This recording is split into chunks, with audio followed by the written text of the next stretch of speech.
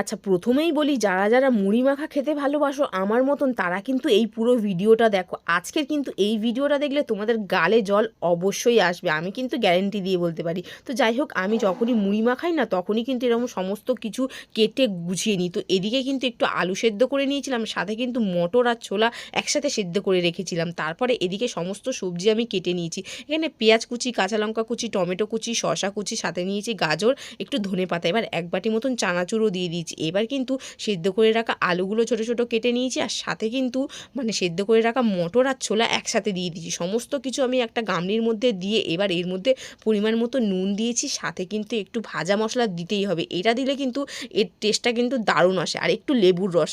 তারপরে এখানে আমি দিয়েছি একটু পরিমাণ মতো নুনও দিয়েছি। তো যাই হোক, এবার কিন্তু একটু চাট মশলাও দিয়েছি। এবার সমস্ত কিছু মাখিয়ে নিয়েছি। এটা দেখে তোমাদের জিভে জল আসবেই আসবেই। তো যাই হোক, আমি কিন্তু এখন ভয়েস দিতে দিতে আমার জিভে কিন্তু জল অলরেডি চলে এসেছে। তো যাই হোক, এবার কিন্তু সমস্ত জিনিস ভালো মতন মেখে নিয়ে একটুখানি তুলে নিলাম দুমুঠো মতন। ওটা কিন্তু একটু ঝুরি ভাজা ছড়িয়ে খেতে কিন্তু বেশ লাগবে। এবার এর মধ্যে কিন্তু মুড়ি দিয়ে দিলাম।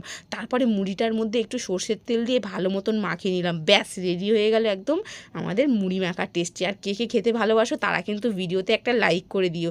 আর এইরকম মুড়ি মাখা সন্ধ্যায় হলে আর কিছুই লাগে না কিন্তু, এর সাথে কিন্তু 1 কাপ চা, ব্যাস ফাটাফাটি লাগছিলো, ঝাল ঝাল লাগছিলো, দারুণ টেস্ট হয়েছিল।